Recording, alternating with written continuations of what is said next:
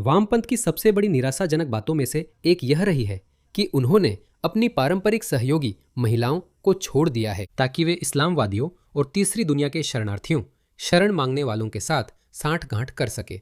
माफ कीजिए, पश्चिमी महिलाओं को परेशान करने वाले, शरण मांगने वाले कोई नई बात नहीं है। मैंने ये वीडियो पहले भी दिखाए है। देखिए, डॉक्टर बर्लिन की ट्रेन में महिला का हाथ पकड़ता है जिसे पता था कि वो उसे परेशान करेगा। फिर उसने गंदे इशारे किए। कुछ नया नहीं है, ऐसा कई बार हो चुका है। मैंने आपको पहले भी सैकड़ों वीडियो दिखाई हैं।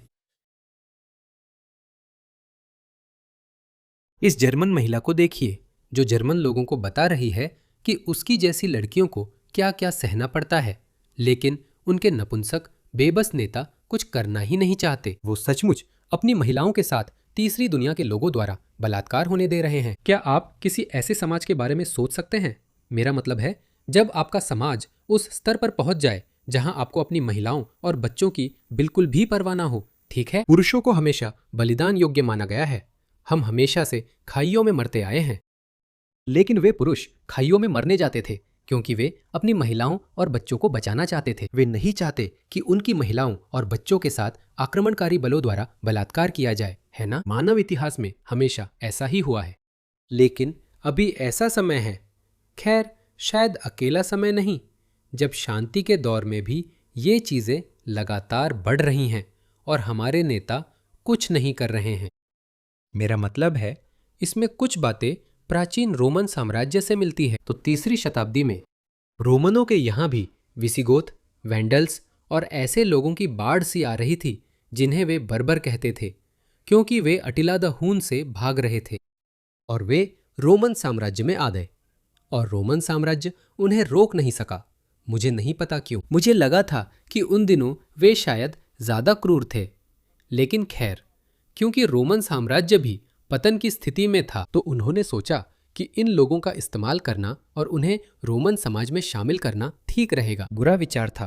अब जाहिर है इतिहासकार इस बात पर सहमत नहीं है कि कौन सी एक चीज रोमन साम्राज्य के पतन का कारण बनी, लेकिन वे निश्चित रूप से इसे शरण मांगने वालों की बाढ़ को कारणों में से एक मानते हैं, क्योंकि फिर वे सेना में शामिल हो गए, वे रोमन नौकरशाही में आ गए। और अगर आपके मूल्य एक जैसे नहीं हैं तो आपके लिए सही काम करने की कोई मजबूरी नहीं होती। दोस्तों, अगर मैं मुसलमान हूं तो इस्लाम और मुस्लिम समुदाय के प्रति वफादार हूं। मैं आपके कानूनों का सम्मान नहीं करता और जो कह रहा हूं वह बेबुनियाद नहीं है। आप इसे अपने आसपास देख सकते हैं, ये आपके चारों ओर हो रहा है। खैर, इसे देखिए। तो हम पार्टी से लौट रहे थे, समय लगभग 11 बजे।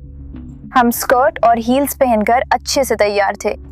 असल में एक कार सड़क किनारे धीमी होने लगी और उसकी खिड़कियां नीचे हुई। तो ये कुछ लोग से संबंधित आव्रजन लोग मगरेबी जो शुरू में हमें ये कहने लगते हैं कि आपकी चाल बहुत शानदार है मिस वगैरह। हमने कहा कि हमें दिलचस्पी नहीं है। तब उन्होंने कहा, मैं तुम्हारा बलात्कार कर दूंगा दंदी गोरी, तुम्हें डर लग रहा है ना? ये सब 20 मीटर तक चलता रहा। जर्मन लड़कियां अपने पुरुषों को बता रही हैं कि उनके साथ ये सब हो रहा है, लेकिन ये उनकी प्राथमिकता नहीं है।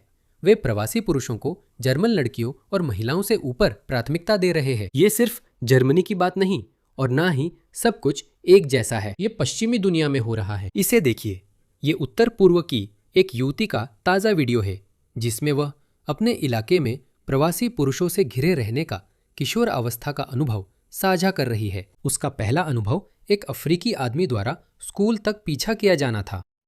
शुरुआत में उसने उसे संदेह का लाभ दिया जो बाद में गलत साबित हुआ। आइए सुनते हैं। एक इलाका था जहां मैं पहले रहती थी। अब मैं वहां नहीं रहती। अब मैं किसी तरह एक पॉश इलाके में रहती हूँ। हमें वो घर बहुत सस्ते में मिल गया, लेकिन मेरे पुराने इलाके में बहुत बड़ी समस्या थी। अफसोस की बात है कि प्रवासी पुरुष बस स्टॉप पर और बसों में इंतजार करते थे, परेशान करने और युवतियों और लड़कियों का यौन हमला करने के लिए। जैसे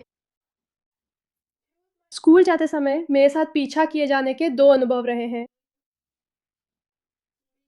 मैं बस स्टॉप के पास से गुजर रही थी, तभी फिर मेरा पीछा किया गया। वामपंथियों को इसमें कोई गलत बात नजर नहीं आती। मैं इनकी मानसिकता आसानी से समझ सकता हूँ। मैं इसे आसानी से समझ सकता हूँ, उस पर किताब लिख सकता हूँ। वे इन लड़कियों को देखते हैं। वे न तो एक बच्चे को देखते हैं, न एक लड़की को, न ही एक इंसान को। वे उन्हें युद्ध की लूट समझते हैं। वे ऐसा करते हैं, वे ऐसा करते हैं। मैं एक पूर्व मुस्लिम हूँ, मुझे यह पता है। यहाँ तक कि लंदन में रहने वाला एक ईमानदार उदार मुस्लिम भी आपको यह बताएगा। दक्षिण एशियाई आदमी था और दूसरी बार वो एक अश्वेत आदमी था। वो नाइजीरियाई नहीं था। मुझे पता था कि वो नाइजीरियाई नहीं था। मैं सिर्फ ये बता रही हूँ कि वो नाइजीरियाई नहीं है, क्योंकि मुझे सिर्फ इतना ही पता है कि नाइजीरियाई जातीयता कैसी दिखती है। बाकी के बारे में मुझे ज्यादा जानकारी नहीं है।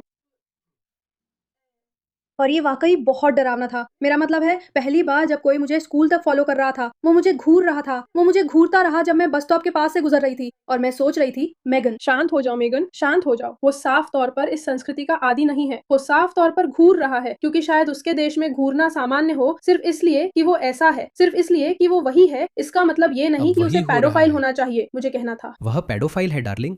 इस झांसे में मत आओ। संदेह का लाभ देना मत छोड़ो। लगता है उसके पास और भी कहने को है। और फिर वो मुझे स्कूल तक फॉलो करता रहा। चलते हैं। और सुनना चाहती हो? वैसे ये उत्तर पूर्व है। हाँ, जब मैं इस इलाके में शिफ्ट हुई पहले ही हफ्ते, ये पॉश इलाका है, लेकिन मेट्रो के पास है, जो उतना पॉश नहीं है। पहले हफ्ते जब मैं वहाँ शिफ्ट हुई, एक अरब आदमी मेरी खिड़कियों से झांक रहा था या फोन पर बात करते हुए घर की ओर आ रहा था। हमने उसे देखा। शायद वो मेरी बहन को देख रहा था। मेरे पास एक वीडियो है जिसे मैं यहाँ नहीं चला सकता। ऐसा इंग्लैंड में भी हुआ था और शायद वह आदमी पाकिस्तानी था। वो महिला अपने घर में थी और इसे रिकॉर्ड कर रही थी। शायद आपने देखा होगा, आप में से कुछ लोगों ने शायद देखा होगा। तो वो इसे रिकॉर्ड कर रही थी और ये आदमी बाहर सड़क पर उसके पास आता है, अपना छोटा डिल्डो निकालता है और हस्तमैथुन करने लगता है। और फिर वो बस उसने उसकी खिड़की पर छिड़का। आप सच में देख सकते हैं। वो औरत सन्न रह जाती है, जैसे कह रही हो, तुम घिनौने हो। यही आम बात है दोस्तों। कैसे? वहां वहां वहां इमरजेंसी मीटिंग्स होनी चाहिए थी और वहां इमरजेंसी पॉलिसीज होनी चाहिए थी। हाँ, होना चाहिए था। लोगों को ईसीएचआर को रद्द कर देना चाहिए था। जो भी ये सब कर रहा है, ऐसा होना चाहिए था, लेकिन ऐसा नहीं हुआ। और इसके बजाय हमें दसियों हजार महिलाओं और लड़कियों के साथ दुर्व्यवहार देखने को मिला। मैं बदल गई, जो बहुत आरामदायक था, और सच में मैं ऐसी ही थी। वे मेरे पीछे पड़ गए। क्या कोई ज्ञान मुझे निशाना बना रही है? यहाँ बार बार ऐसा क्यों हो रहा है? अगले हफ्ते हम एक लोकल रेस्टोरेंट से घर जा रहे थे। मैं इसे रेस्टोरेंट नहीं कहूंगी क्योंकि ये बहुत शानदार नहीं है, लेकिन वो एक तरह से पब जैसा है। मैं नाम नहीं बताऊंगी, लेकिन वो एक टेक अवे वाली जगह है, मेरी सबसे पसंदीदा जगह। और वही अरब आदमी हमारा पीछा करते हुए घर तक आया, जो कि बहुत डरावना था। और ये कोई दुर्लभ अनुभव नहीं। ये पहले एक आपसी भरोसे वाला समाज हुआ करता था। मेरा मतलब है, मुझे नहीं पता कि उसके पास कोई भाई या चाचा या पिता हैं जो मिलकर जा सकते हैं और बात कर सकते हैं। समझ रहे हो? लेकिन पश्चिमी समाज ऐसा नहीं होना चाहिए। दोस्तों, एक अकेली महिला, मुझे वो दिन अच्छे से याद है। ऑस्ट्रेलिया में अब भी ऐसा है, पर मुझे लगता है ये ज़्यादा दिन नहीं रहेगा, क्योंकि अब वहाँ भी ये हो रहा है, भले ही कम स्तर पर। लेकिन एक युवा महिला को आज़ादी से जी सकनी चाहिए, और यही से महिलाओं को पुरुषों की ज़रूरत नहीं है वाली सोच आती है, क्योंकि पश्चिम ने सामाजिक पद अनुक्रम का यही स्तर हासिल कर लिया था, जहाँ एक 20 साल की युवा महिला अपने घर में रह सकती है और 100 में से 99 बार उसके साथ कुछ नहीं होगा। हाँ, कभी कभी, कभी कभार कुछ हो सकता है, लेकिन इस स्तर पर ऐसा पहले नहीं होता था। 6 हफ्तों में मैं 11वीं कक्षा में जा रही थी। ये बात पिछले साल की है। उन 6 हफ्तों में जब मैं 11वीं में जा रही थी, एक ही इलाके की 3 लड़कियां बस स्टॉप से 10 मिनट की दूरी पर, जहां से मेरा पीछा हुआ था, वैसे उन्हें बस में एक अरब प्रवासी आदमी परेशान कर रहा था। वे सभी बहुत डरे थे। तीनों की उम्र 14 साल से कम थी। वो आदमी पत्नी को ढूंढ रहा था। वे डर कर बस से भागे। वो आदमी उनका पीछा करने लगा। दोस्तों, यह बिल्कुल भी दुर्लभ नहीं है।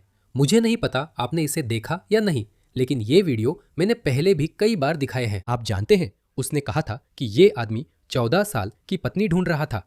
कुछ लोग सोच सकते हैं बकवास है, वो झूठ बोल रही है। मेरे पास जो भी है उसके लिए वीडियो है। मेरे पास एक और फोल्डर भी है और मैंने वीडियो इकट्ठा करना बंद कर दिया है। मेरे पास 1 2 3 4 5 6 7 8 9 10 है। 3 कतारें हैं मेरे पास। ये 30 वीडियो है। हाँ, 30 वीडियो। ये सब एक जैसे वीडियो है। मैं तुम्हारे लिए बहुत कुछ पहली बनना चाहती हूँ और वही विकल्प चाहती हूँ जो मैं देती हूँ। मुझे तुम्हारे साथ प्यार से पेश आना होगा। ये सबसे बुरा भी नहीं है। फिर तुम मांस उठाते हो। वो जो भी कह रही है वही उनका असली मकसद है, वही उनका लक्ष्य है, वही वो करना चाहते हैं। और फिर अभी आपने जिस आदमी को देखा उसे एक खुद कानून हाथ में लेने वाले समूह ने पकड़ लिया था। उस समूह का नाम मुझे याद नहीं आ रहा है। पुलिस पर इतना दबाव है कि वो कुछ नहीं कर सकती, क्योंकि उन्हें DEI ट्रेनिंग दी गई है और संदिग्ध लोग गैर श्वेत हों तो उन्हें देखने की भी इजाजत नहीं है। उन्हें अपनी नौकरी जाने का डर है। कोऑप में इंटरक्वा, और वो ठीक है। इस पर कुछ नहीं हुआ। पुलिस ने कहा हम कुछ नहीं कर सकते। ये सब सचमुच मेरा हाँ। ही था। वो सच में शिकारी है। हम कुछ नहीं कर सकते। क्योंकि उसने कुछ भी नहीं किया है। आखिरी हिस्सा। वे ऐसा इसलिए कर रहे हैं क्योंकि वे अपनी जाति की वजह से बच निकल रहे हैं, और वे इसे संस्कृति की वजह से भी कर रहे हैं क्योंकि ये उनके देश में सामान्य हो सकता है। नहीं, यह उनके देश में आम नहीं है। जानते हैं वहां क्या होता अगर कोई ऐसा करता? तो उनके चाचा, उनका पूरा खानदान आकर उस इंसान को मार डालता। वे ऐसा इसलिए कर रहे हैं क्योंकि सोचते हैं अपने देश में मैं ऐसा करके बच नहीं सकता था। यहाँ खूबसूरत जवान लड़कियां घूम रही हैं, रोकने वाला कोई मर्द नहीं है। इसीलिए वे बहुत उत्साहित हैं। उन्हें पश्चिम के मर्दों से डर नहीं लगता। उन्हें हमारी पुलिस से भी डर नहीं लगता, क्योंकि जहां से वे आते हैं उनके समाज में ऐसे व्यवहार को नियंत्रित करने के लिए कड़े सिद्धांत या उपाय होते हैं। लेकिन मैं इसकी पुष्टि नहीं कर सकती क्योंकि मुझे नहीं पता। और फिर उसके ऊपर उनके अंदर वास्तव में यह तिरस्कार भी होता है। वे पश्चिमी लोगों को बराबर इंसान नहीं मानते, बल्कि उन्हें, हाँ, जो भी हो, युद्ध की लूट। क्या आपको दूसरी संस्कृतियों का कोई अनुभव है? क्योंकि मैं तो बस एक स्पेनिश द्वीप और अफ्रीका ही गई हूँ। लेकिन ये सच में बहुत घिनौना है। इसकी आदत डाल लो।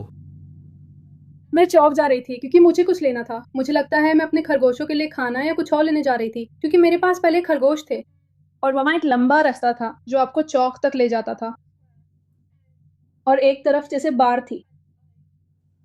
और मैंने देखा, मुझे लगा वो सोमालियाई था, लेकिन अब जब मैं देख रही हूँ तो लगता है वो इरिट्रियन था, या जैसे भी आप कहते हैं। वो घास पर लेटा हुआ था। वीडियो में 2 किशोर एक बेंच पर एक दूसरे को चूम रहे थे। वो दुबला था, उस पहाड़ी की तरफ नहीं था जहां लोग आमतौर पर धूप सेकते हैं। वो बार के पास था। मैंने ऐसा कभी नहीं देखा।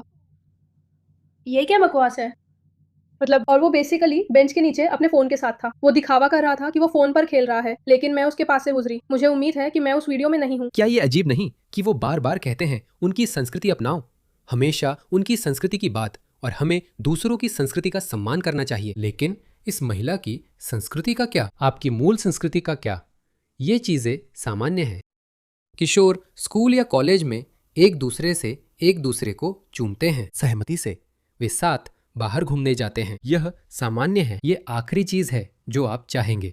लेकिन असामान्य है कि कोई तीसरी दुनिया का व्यक्ति यहाँ आकर अजीब तरह से आपकी वीडियो बनाए, खुद को संतुष्ट करने लगे। ये सामान्य नहीं है। तो सिर्फ पश्चिमी लोगों से ही उनकी संस्कृति का सम्मान करने को क्यों कहा जाता है? उल्टा क्यों नहीं? यह सिर्फ इतना नहीं कि पश्चिम ने पहले हार मानी। वे प्रवासी हैं। पश्चिम तो वहां पीढ़ियों से रह रहे लोगों से भी स्थानीय संस्कृति का सम्मान नहीं करवा पाता। देखो, यह आदमी 2 किशोरों का वीडियो बना रहा था। हाँ, वहाँ बाल यौन अपराधियों की गंभीर समस्या है जिसे सुलझाना जरूरी है। लोगों को उन पीड़ितों को चुप कराना बंद करना चाहिए जो सामने आते हैं, सिर्फ इसलिए कि हम नस्लवादी नहीं लगना चाहते। तो ज़्यादा से ज़्यादा लोग दक्षिण पंथ की ओर जा रहे हैं, क्योंकि वही एकमात्र सही पक्ष बचा है। नैतिक दिखावा और आत्मघाती सहानुभूति की भी एक सीमा होती है। एक समय आएगा, और देखो, वैसे जो लोग आपके लिए सहानुभूति या हमदर्दी नहीं रखते, उनके लिए सहानुभूति रखने का ये अस्वस्थ रिश्ता आपकी अपनी समाज को बहुत बहुत कम सहानुभूति वाला बना देगा, क्योंकि जब बहुत ज्यादा सहानुभूति हो जाती है तो आपको उसे थोड़ा कम करना पड़ता है, और यही बिल्कुल होने वाला है। लेकिन पश्चिम के इस्लामीकरण के खिलाफ ये युद्ध अगले 10 साल तक चलेगा, तो अगले 10 साल हमारे लिए बहुत व्यस्त रहने वाले हैं।